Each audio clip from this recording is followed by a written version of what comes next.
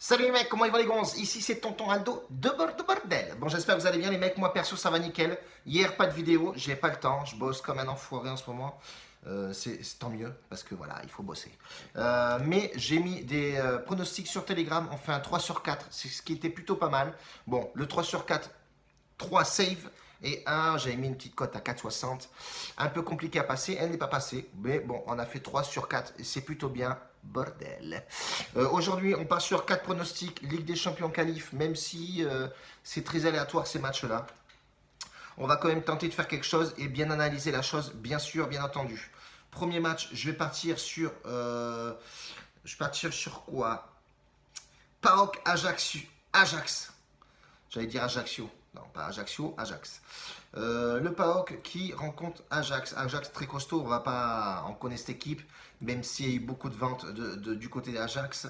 Ça reste une équipe très costaud, même si le dernier match qu'ils ont fait en championnat, ils ont eu un peu de mal. Ils se sont fait surprendre, je pense. Après, ça joue à l'extérieur, donc forcément pas trop à l'aise. Ils ont fait 2-2. Bref, aujourd'hui, c'est PAOK, une équipe de Grèce qui joue pas trop mal, voilà, qui joue pas trop mal, à ne pas négliger. C'est une équipe qui est assez costaud à domicile. Il faut pas non plus se dire que l'Ajax va aller les défoncer. Je pense pas qu'il va les défoncer, mais je vois bien les deux équipes marquées dans ce match-là. Ajax, on sait que c'est très costaud. PAOK à la maison, c'est costaud aussi. On voit sur les 5 derniers matchs, même si c'est des matchs amicaux. Mais si on remonte effectivement au match à domicile, il n'y a que du vert et c'est plutôt propre. Voilà, c'est pas pour rien qu'elles sont là, pour, ces deux équipes-là, en qualif de Ligue des Champions. Donc je partirai sur les deux équipes marquent sur ce match-là. Cote à 1,65, elle est plutôt pas mal. Voilà, on est dans les 60% de probabilité que ça passe. Donc je partirai moi sur les deux équipes marquent sans problème.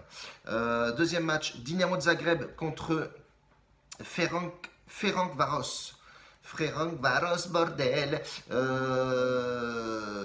Équipe très très costaud, hein, Dynamo de Zagreb, on connaît. Ferencváros a fini premier de son championnat l'année dernière, équipe de Hongrie, qui est plutôt pas mal, hein, des bonnes stats. Tu peux voir effectivement que ces matchs, elle les gagne. C'était une équipe assez solide, mais ça n'a pas rencontré non plus des foudres de guerre, même s'ils ont battu Mukron. Ludogorets, qui est une belle équipe aussi.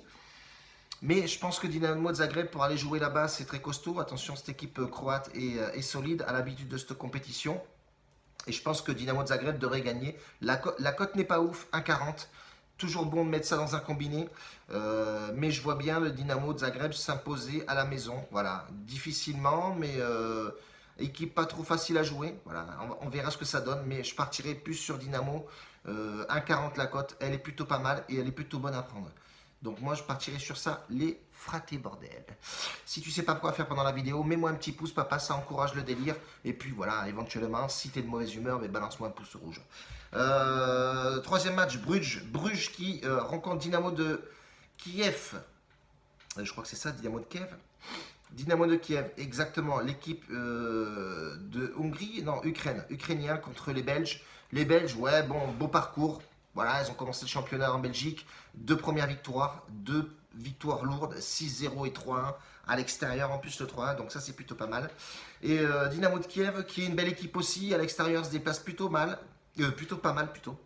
Pas mal, plutôt pas mal, quoi. Plutôt pas mal, ouais. Les 5 derniers matchs, les 3 matchs amicaux, ils ont fait ouais, 2 nuls, une victoire, 3 nuls, 2 victoires. Non, c'est pas mal, c'est bien. Et après, ils ont commencé aussi le championnat sur des zones positives. Hein.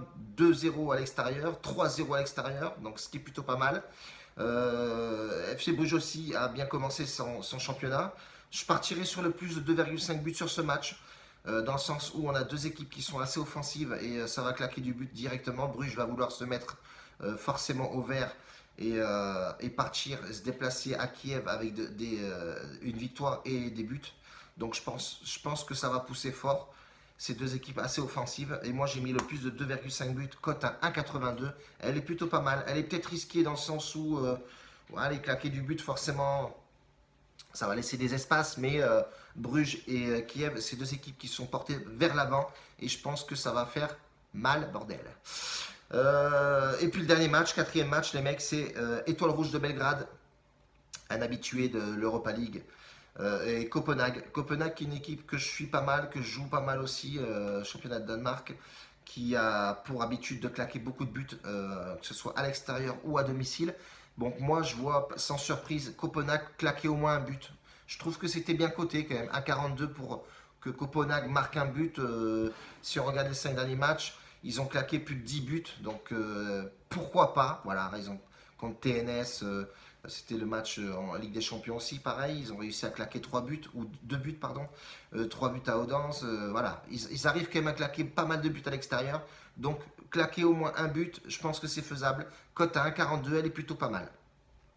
On part sur 4 matchs, 4 matchs que je sens plutôt bien, voilà. Jouez pas la vie non plus, ça reste des matchs de qualif Europa League, enfin Ligue des Champions, pardon. J'en perds mon latin, bordel. Donc voilà, modérer les mises, c'est comme ça qu'on avance dans les paris sportifs. Je répète, si vous voulez venir sur Telegram, venez les mecs. J'ai fait un groupe VIP avec une bankroll pour le VIP, donc j'attends que ça soit débloqué. Et après, bah là, vamos. Et puis il y a une bonne entente dans le groupe, etc. Et puis voilà, c'est la famille bordel. Une bise à tous. Grazie mille en tout cas. Ciao, à la prochaine les gars.